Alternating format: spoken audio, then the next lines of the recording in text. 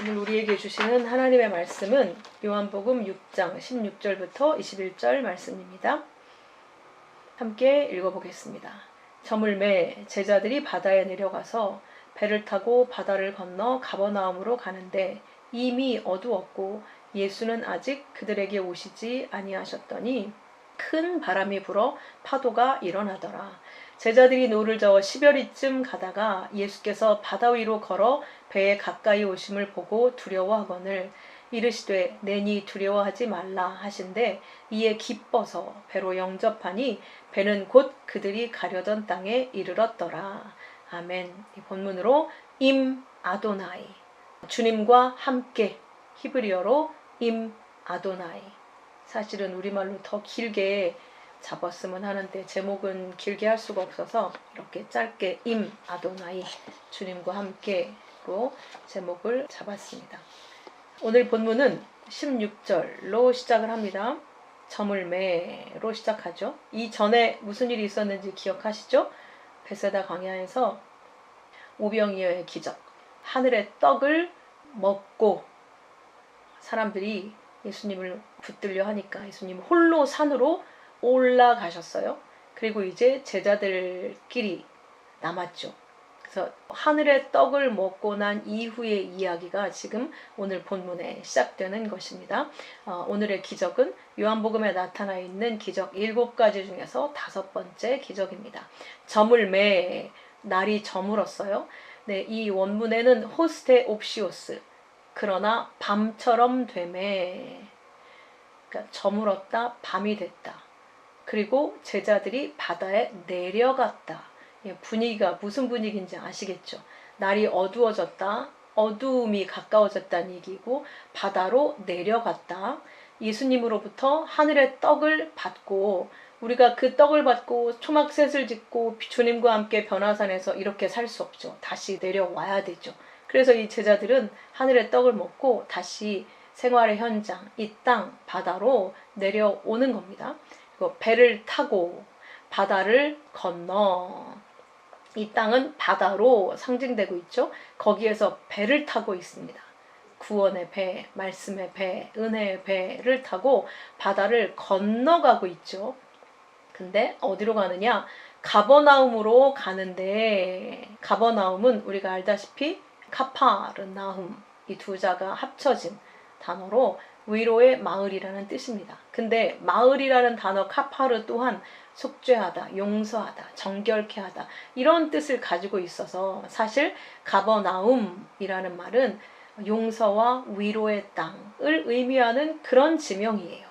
그러니까 하늘의 떡을 먹고 제자들이 이제 바다에 배를 타고 건너서 가려고 하는 것이 용서와 위로의 땅, 정결한 땅, 거룩한 땅이다. 사실 이걸 힌트하고 있어요.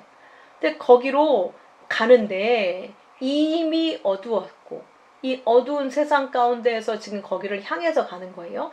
예수는 아직 그들에게 오시지 아니하셨더니, 이 땅은 이미 어두움인데 예수님은 아직 오시지 아니하였다. 십자가 이후에 영으로 우리에게 오시죠. 예수님은 아직, 예수님은 십자가 이전이고 지금 산으로 올라가신 상황. 그러니까 모든 군중이 따를 때 예수님은 항상 이 땅에서 떨어져서 하늘을 향해서 오르셨고 제자들은 항상 땅으로, 바다로 향하고 있는 그런 모습입니다. 아직은 우리가 이곳에서 살아야 하니까, 훈련 받으며 믿음을 배워야 하니까. 근데 우리의 방향성은 가버나움, 용서와 위로의 땅, 그렇죠? 정결의 땅, 그쪽으로 우리가 가고 있는 거라는 거죠. 그런데 여전히 방향은 거기인데 이 땅은 어두움인 거예요. 왜? 아직 예수님이 안 오셨으니까. 예수님이 함께하고 계시지 않으니까. 그러니까 우리는 지금 말씀을 떡으로 먹어도 사실 우리가 눈으로 보이는 예수님은 안 계시죠. 그래서 예수님은 같이 안 계신 것처럼 느껴져요. 이 당시는 아직 예수님이 영으로 오시지 않은 상태니까 예수님이 몸으로 안 보이면 함께 계시지 않는 상태인 것이죠. 그래서 아직 그들에게 오시지 아니하였더니, 이렇게 설명하고 있습니다. 디베라 갈릴리 바다 동편에서 베세다 광야 건너편 서쪽 방향 가버나움, 그러니까 성전 문이 동쪽을 향해서 열려져 있고 서쪽에 지성소가 있죠. 그래서 항상 우리는 동쪽으로 들어가서 서쪽 지성소, 하나님이 계신 그 안으로 가는 거기 때문에 방향도 정확히 그렇게 돼 있어요. 가버나움 쪽은 서쪽이에요. 갈릴리 바다 동편에 있었었는데 베세다 광야 건너편에 서쪽 가버나움, 이 오병이어의 떡을 먹은 그 건너편 서쪽 가버나움으로 배가 지금 향하고 있습니다. 그런데 예수님이 없이 향하고 있는 것이죠. 근데 그 바다에 헤테 달라사, 큰 바람이 불어, 아네모스, 큰 바람이 불어서 파도가 일어나더라. 근데 그 바다의 길, 이 땅 세상살이의 길이 절대 잔잔하지 않아요. 아무 염려도 없고 걱정도 없고 근심도 없고 그러면 얼마나 좋겠습니까? 우리를 유혹하는 손길도 없고. 그러나 이 바다는 그렇지 않아요. 세상은 절대 그렇지 않아요. 항상 바람이 불죠. 바람이 불어 파도가 일어났다 이렇게 쓰여져 있는데 원문에는 바다가 깨어났다.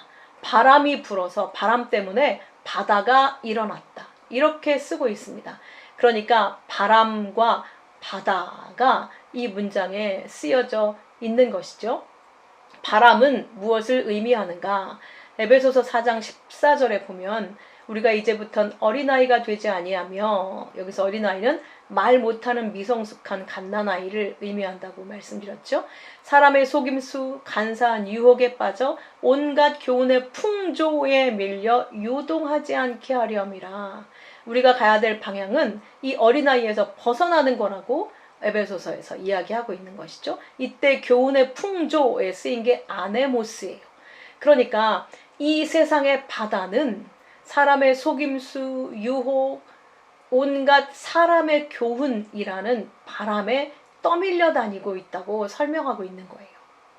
그러니까 이 세상의 풍조는 한마디로 이야기해서 거짓과 불신, 하나님을 믿지 못하게 하는 거짓으로 가득 차 있어요. 그걸 속임수, 유혹, 세상 풍조라고 설명하는 것이죠. 그래서 여기에 휘둘리는 자들을 고린도전서 3장에서 육신에 속한 자라고 이야기하는 것이죠. 네피오스, 말 못하는 애기들. 그 애기들이 되면 안 된다. 진리에 굳건하게 서라. 장성하게 자라라. 이렇게 설명을 하고 있습니다. 그래서 이 바람은 이런 의미예요. 바람이 분다는 건 단지 자연현상을 설명하려는 게 아니라 그 하늘의 떡을 먹고 실제 우리가 살아야 되는 이 세상은 바다처럼 항상 이런 거짓과 속임수, 불신으로 가득 찬 바람이 밀려다닌다는 거예요. 그래서 바람이 거대한 바다를 일으켜 세운다. 이렇게 이야기하고 있거든요. 이 바람이 바다와 함께 기록되어 있죠. 바다는 또 무엇을 의미하는가?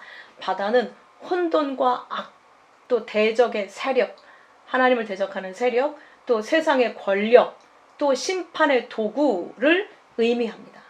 그래서 창세기 1장 2절에 보면 땅이 혼돈하고 공허하며 암흑이 깊음 위에 있고, 이렇게 시작되죠. 이 깊음이라는 단어가 태홈, 이게 시면 깊은 바다 이런 뜻이거든요. 혼돈의 물, 거기에 암흑이 있대요. 근데 이걸 헬라어로 바꾸면 아비소스가 돼요. 여러분 아비소스 익숙하시죠? 무저갱, 심연, 지옥을 가르칠 때 쓰는 무저갱이라는 단어가 바로 이 태홈, 아비소스예요. 그 암흑이 깊음, 바다의 아주 깊은 심연. 우리가 알다시피 바다 1000m 이상 내려가면 아예 햇빛이 들어갈 수 없잖아요. 그래서 그 안에 사는 물고기들은 완전 괴물처럼 생겼어요. 그래서 거기서 살아남으려고 어떤 물고기는 자기 빛을 발하는 이런 물고기도 있고, 하여튼 정말 무섭고 괴상한 괴물들과 같은 물고기가 그 빛이 없는 심연 속에 살고 있어요. 그 심연이 있는데 거기는 암흑으로 가득 차 있는데 하나님의 영은 수면 위에 운행하시니라. 깊은 심연에 하나님의 영이 있는 게 아니라 그 물 맨 위에, 수면 위에 하나님의 영이 운행하시더라. 그 물들 위에. 이때 쓰인 수면은 바닷물을 말하는 마임, 하마임 쓰고 있어요. 그러니까 바다와 심연을 지금 구분하고 계신 것이죠. 그 위로 라하프라는 새가 알을 품듯이 감싸고 있는 것이죠. 그 위에 하나님의 백성들을 만들어내시기 위한 그 모습으로 창세기가 시작이 됩니다.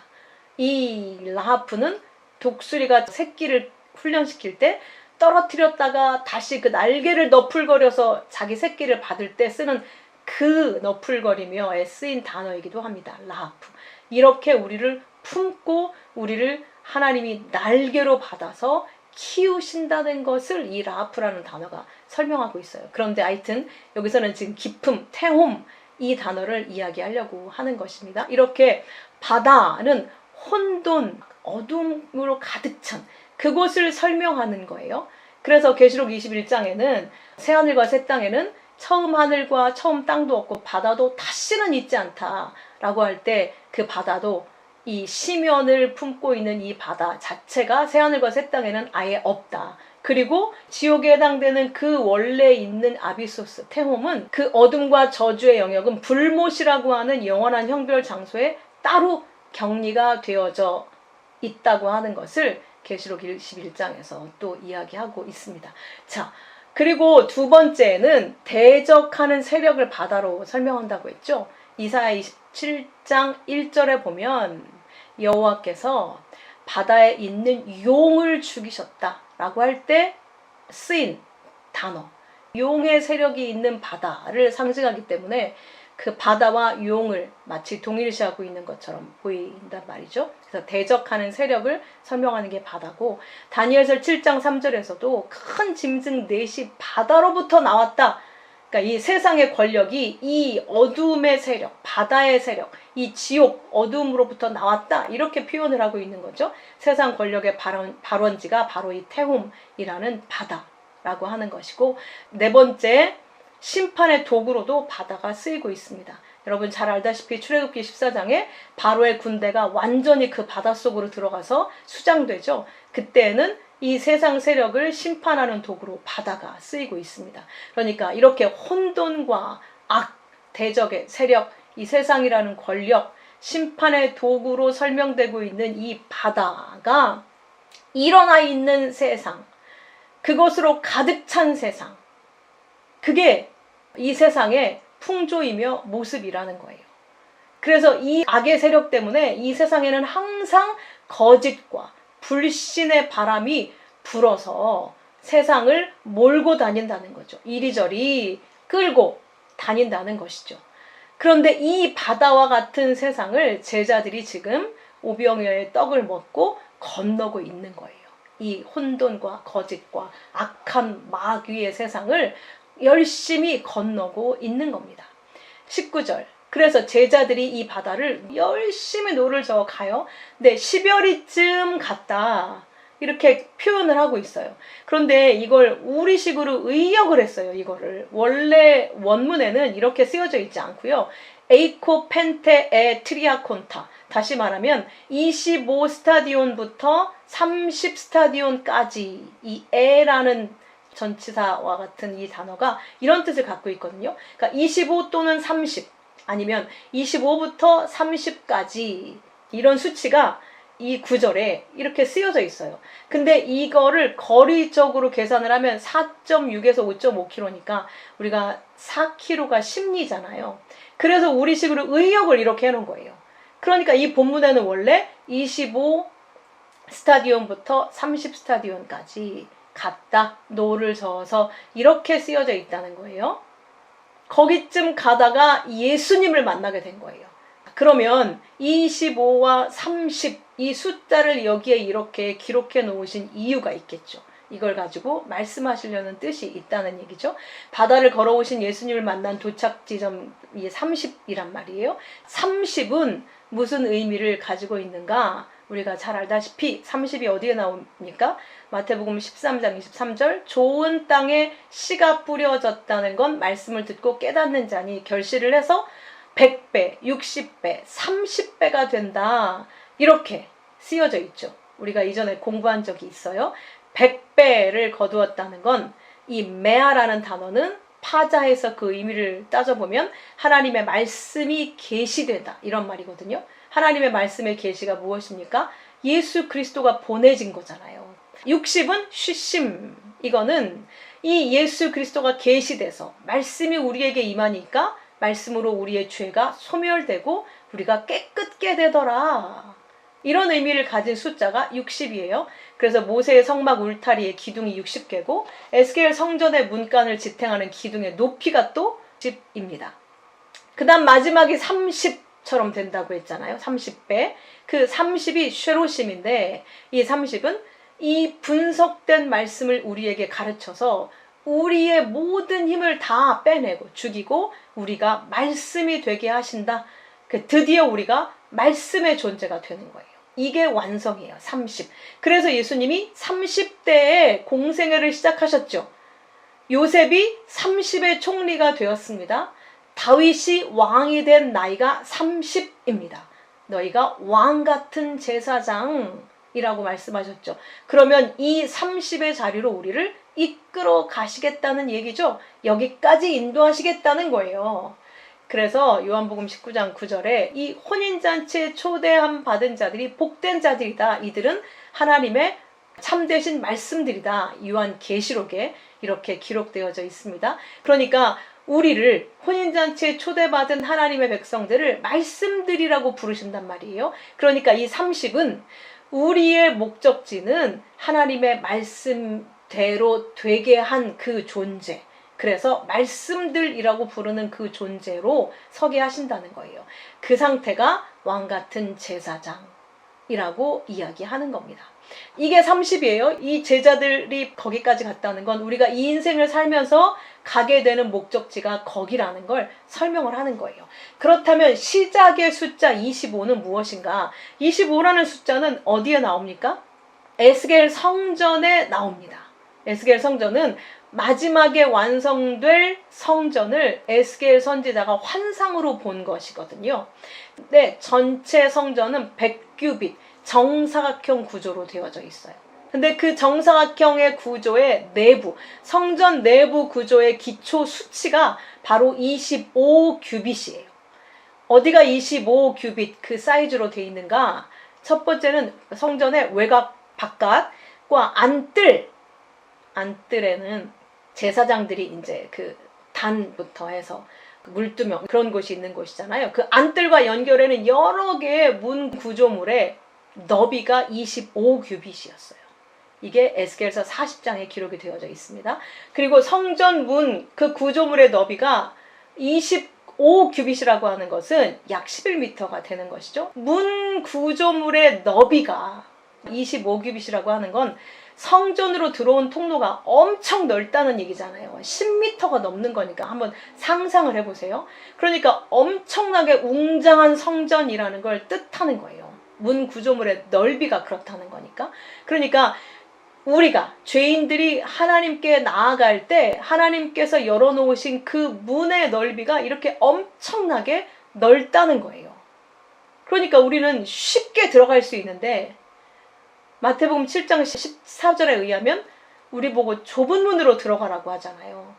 이 세상은 넓은 문을 좋아해서 넓은 문으로 가는데 구원의 문은 좁은 문이라고 이렇게 이야기하죠. 그래서 협착해서 찾는 자가 적다. 이렇게 표현하고 있단 말입니다. 그런데 이건 서로 다른 말인 것 같이 느껴지시지만 사실은 하나님이 열어놓으신 문은 완전한 은혜의 문이라고 하는 넓은 문이에요. 우리가 아무것도 하지 않아도 되는 그냥 하나님을 믿고 예수 그리스도의 은혜를 믿고 들어가기만 하면 되는 문이니까 이게 얼마나 넓은 문입니까? 그런데 우리는 그 은혜로 들어가는 그 문을 싫어한단 말이에요. 이것도 해야 되고 저것도 해야 되고 이렇게 살아야 되지 않나 저렇게 해야 되지 않나 수많은 그런 그 장애물들을 거기다가 세워놓고 그 은혜의 넓은 문으로 못 들어가는 거예요. 그래서 이렇게 좁은 문이라고 표현을 하고 있는 겁니다. 하나님이 보여주신 완성된 그 성전은 이렇게 엄청나게 넓은 통로로 시작되어져 있다. 그래서 이렇게 25는 이 에스겔 성전의 기초 단위인 거예요. 기초의 숫자인 거예요. 그리고 또 25는 5의 배수죠. 그래서 갑절의 은혜라는 게 여기서 나온 거예요. 갑절이라는 건 5의 갑절이 바로 25이지 않습니까? 그래서 갑절의 은혜라는 건 예수 그리스도를 설명하는 거예요. 내가 배로 이 땅의 복을 너한테 챙겨준다, 이런 뜻이 아닌 겁니다. 갑절이 바로 은혜 위에 은혜로라, 그게 예수 그리스도를 설명하는 거예요. 우리에게 먼저 주신 그 말씀, 구약의 말씀 위에 신약의 말씀, 예수라는 육체 위에 그리스도라는 영의 구원자를 주셔서 우리를 완전하게 구원하시지 않았습니까? 그래서 5는 모세 오경을 설명하는 숫자잖아요. 그래서 우리는 율법으로만 5를 알고 있지만 사실은 이 5라는 숫자 자체, 헤이라는 단어 자체는 계시라는 뜻이고 은혜라는 의미를 가지고 있어요. 그래서 모세 오경이 하나님의 계시의 말씀이죠.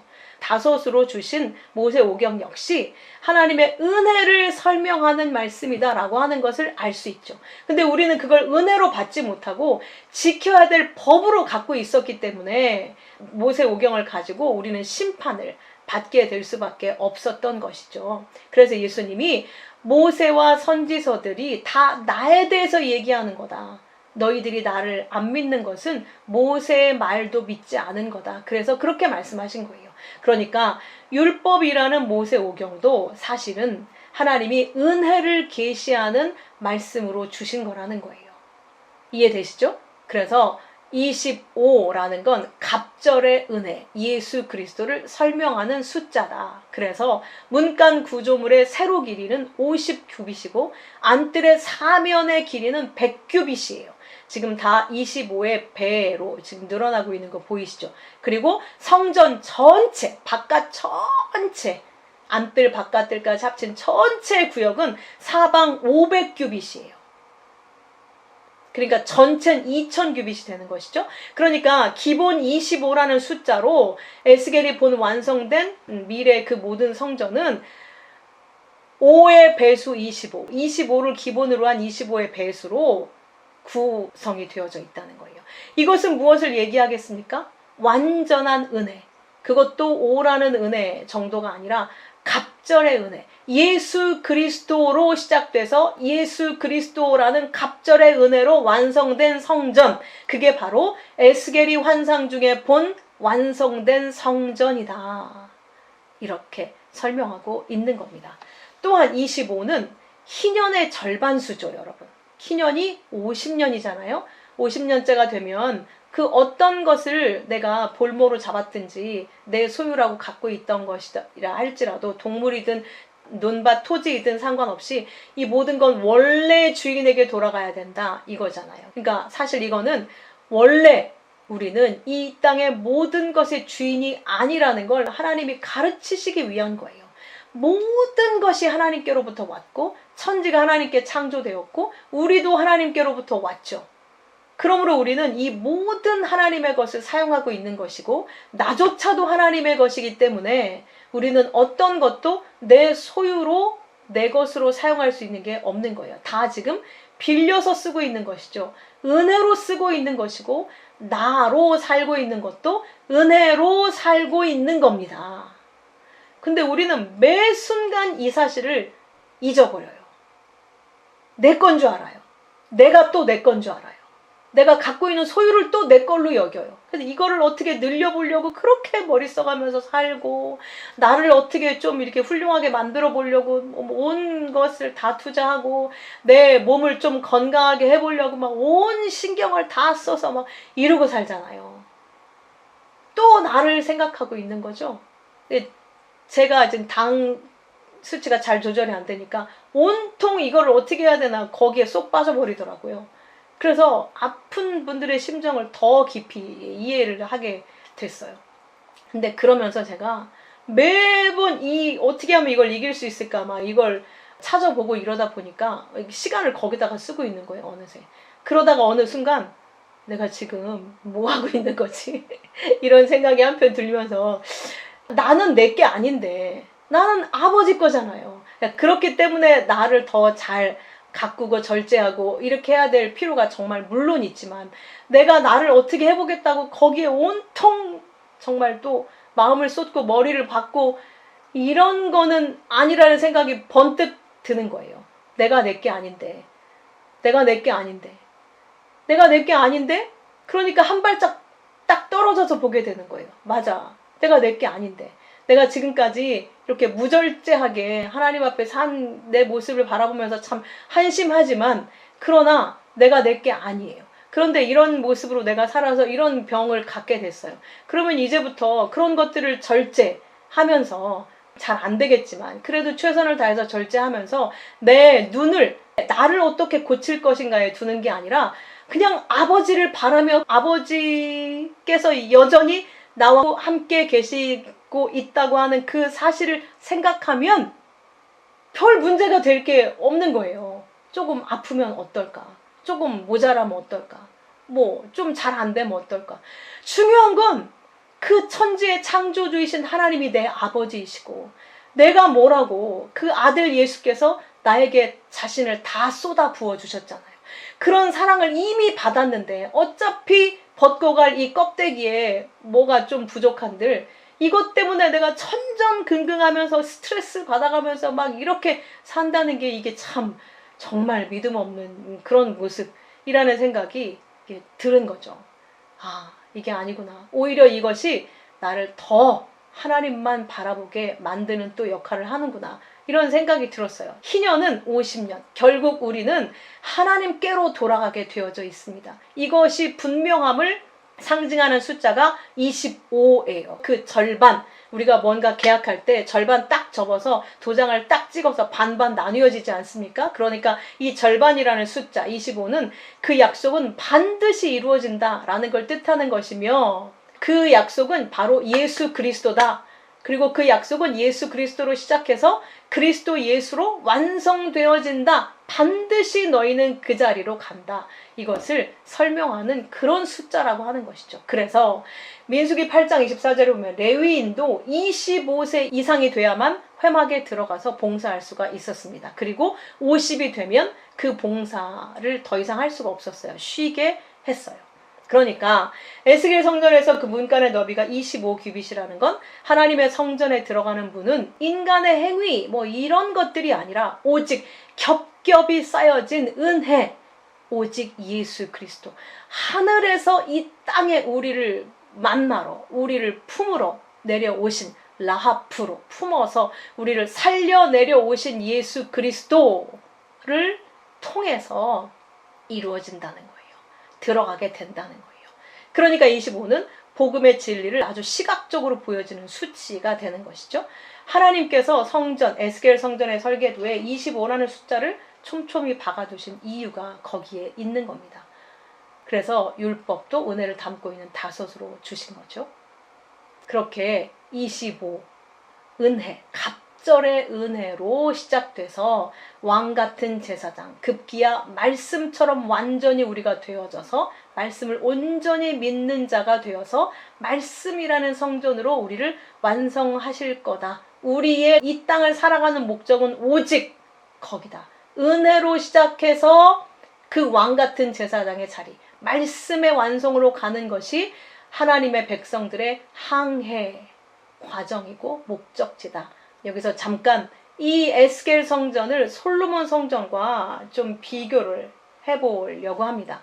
성전 외부와 울타리가, 에스겔 성전은 엄청나게 확장이 돼 있죠. 그게 은혜를 설명하고 있는 겁니다. 솔로몬 성전은 길이가 60규빗, 너비가 20규빗, 높이가 30규빗 이었어요. 이것도 역시 5의 배수죠.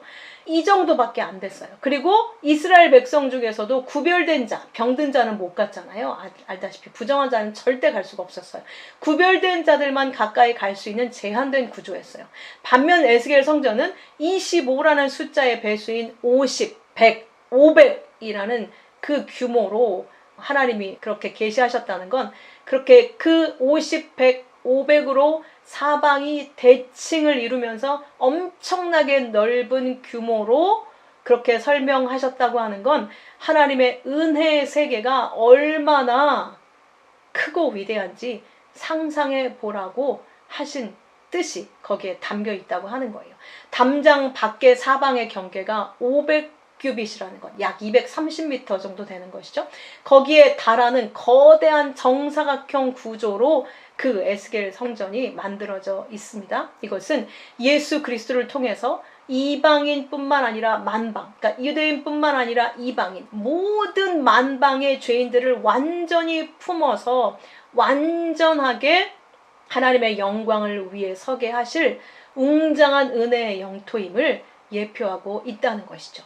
또 하나 차이점이 있습니다. 솔로몬 성전의 높이는 규제가 딱 표현이 되어 있거든요. 30규빗으로. 근데 에스겔 성전의 높이는 기록되어 있지 않아요. 얘기하지 않아요. 그러니까 성경에서 성전의 높이가 측정되지 않는다는 건 측량할 수 없는 하늘적 차원을 얘기하는 것이죠. 제한이 없다. 하나님의 은혜는 제한이 없이 영원토록 높고 위대하다는 것을 설명하고 있는 겁니다. 여러분 정말 재밌지 않아요? 솔로몬 성전과 에스겔 성전이 이런 차이가 있는 겁니다. 이 땅 손으로 지어진 성전. 그리고 솔로몬 성전은 무너졌잖아요. 근데 이제 오게 될 성전은 에스겔이 환상 중에 본 그 영원한 성전이에요. 그렇게 우리를 만드시겠다. 그 영원한 하나님의 나라로 우리를 은혜로 이끄시겠다고 하는 약속인 겁니다. 이 말은 또한 우리의 육에 제한된 성전은 무너지게 되고 우리를 하늘의 성전으로 완전하게 다시 세우실 것을 계시하고 있는 겁니다. 자, 그러니까 결국 솔로몬 성전이 무너지고 에스겔 성전이 서게 되는 건 결국 이 율법의 한계는 완전히 깨트려지고 하나님의 거대한 은혜의 역사가 우리를 밀고 올라가셔서 이 완전한 성전으로 만들어내시겠다고 하는 언약이 에스겔 성전의 숫자 25, 50, 100, 500 이런 숫자들이 설명을 하고 있는 복음인 것입니다. 그 기본수가 25예요. 이렇게 우리의 이 세상살이는 하늘의 떡을 먹고 갑절의 은혜 25 예수 그리스도로 시작을 하는 겁니다. 마치 우리는 말씀을 통해서 금방 그리스도 예수를 만나기가 어렵죠. 이렇게 살아야 되고 저렇게 살아야 되는 줄 알고 애쓰기도 하고 이런 분투하는 삶을 살게 되죠. 그러나 결국 이것이 은혜라는 것을 알게 하시고 그 은혜의 완성인 30 왕같은 제사장으로 완성해 내셔서 모든 두려움에서 벗어나서 바다 위를 밟고 걸으신 그리스도 예수, 십자가로 이 세상을 승리하고 밟고 서신 그리스도의 은혜에 맞닥뜨리게 된다. 그렇게 되면 우리는 우리가 가려던 땅, 약속의 땅, 천국을 누리게 되고 이 땅에서 살 동안 누리게 될 뿐만 아니라 결국 그 땅에 이르게 된다 라고 하는 언약이 20절 이르시되 내니 두려워하지 말아라 이렇게 말씀하신 거죠. 바다를 밟고 걸어오신 예수님을 30스타디온까지 왔을 때 만나게 된 거예요. 바다 위로 걸어서 예수님이 오신 것을 제자들이 맞닥뜨렸잖아요. 봤잖아요. 근데 두려웠단 말이죠. 우리는 말씀을 두려움으로 처음에 봤지만 결국 예수님인지 알게 돼요. 아, 이 말씀은 우리에게 이렇게 살아라 저렇게 살아라 두려움을 위해서 주신 게 아니구나. 하나님을 두려워하라고 주신 게 아니구나. 이 세상을 이기신 그리스도를 바라보라고. 그 그리스도가 바로 이 말씀이라고. 너희가 먹은 떡이 바로 그거라는 걸 가르쳐 주시는구나 라고 해서 30스타디온에 이르렀을 때 바다를 밟고 서신 예수를 만나게 된 거예요. 보게 된 거예요. 그리고 말씀으로 분명히 얘기하시죠. 두려워하지 마. 나야. 너희가 먹은 떡은 바로 나야. 너희가 지금 읽고 묵상하고 듣고 암기하고 있는 그 말씀은 바로 나야. 내가 너를 은혜로 품고 살리고 마지막 그 하나님의 나라까지 이끌고 가고 있어. 그게 나야. 이에 기뻐서 배로 영접하니 너무 좋아서 이게 원하다 열망하다거든요. 기쁘다는 이 델로라는 단어가 더욱 주님을 원하여서 영접하게 되니 배는 곧 이때 쓰인 곳이 유데오스인데요. 이게 재밌는 말이에요. 직접적으로 뭐뭐 하자마자 바로 즉시 예수님을 영접하자마자 예수님이 배에 타자마자 그들이 가려던 땅에 이르렀더라. 고의적으로 이렇게 쓰고 있는 겁니다. 세상을 이기신 그리스도 예수를 우리가 알게 됐을 때 우리가 먹은 떡의 실체가 그 그리스도 예수라는 걸 알게 되었을 때 그게 곧 우리가 가려던 목적지 그 예수님이 우리가 가려는 목적지라는 뜻임과 아울러 예수님이 우리와 함께 하시면 곧 우리가 천국에 있는 거라는 거예요. 그리고 예수님이 함께 하시는 그것이 곧 우리가 영원한 하나님의 나라에 도달하게 되어지는 거라는 것이죠. 가버나움, 용서와 위로의 그 땅, 정결한 땅, 거룩한 땅, 완전한 땅, 주님과의 연합으로 닿게 되는 땅이 바로 하나님의 나라고 예수 그리스도이고, 성도의 이 세상살이의 목적이 바로 그 예수와 연합되어 천국을 사는 것이고, 결국 그 천국에 완성되어져 이르는 것이다 라고 오늘 본문이 말씀하고 있는 겁니다. 여러분 잘 이해되셨죠? 네, 함께 기도하겠습니다. 아버지 하나님, 감사합니다. 이렇게 아무것도 아닌 것 같은 숫자조차도 분명하게 예수 그리스도, 갑절의 은혜 예수 그리스도, 이 갑절의 은혜 예수 그리스도로 말미암아 우리가 어떻게 완성되어질 것인지를 이렇게 에스겔 성전을 통해서도 또 이 숫자를 통해서도 보게 해주시고 믿게 해주셔서 감사합니다. 하나님, 성경 어느 구석이 예수 아닌 다른 것을 말하는 것이 있겠습니까? 하나님, 정말 아직도 성경을 통해 예수가 아닌 다른 것을 얻기 위해 애쓰고 있는 이 세상에 성경은 모두 예수다 외칠 수 있도록 우리를 장성하게 키워 주시옵소서. 아버지, 우리가 언제까지 말도 못하는 갓난아이로 머물러 있겠습니까? 주께서 반드시 그 자리, 장성한 자리, 30의 수, 거룩한 제사장, 왕같은 제사장으로 세우시겠다고 약속하셨사오니 우리의 마음의 원함으로 주의 말씀을 더욱더 원하고 소원하고 바라고, 정말 그 말씀을 사모해서 말씀으로 우리가 진리의 장성한 자로 설 수 있도록 인도해 주옵소서. 그래서 어두움 가운데 있는 이 세상 속에 빛이신 예수 그리스도를 마음껏 전하고, 낙심과 어두움 가운데 있는 그들을 일으켜 세울 수 있는 저희 모두가 되어지도록 은혜 위에 은혜를 더하여 주옵소서. 귀하신 예수 그리스도 이름으로 기도하옵나이다. 아멘.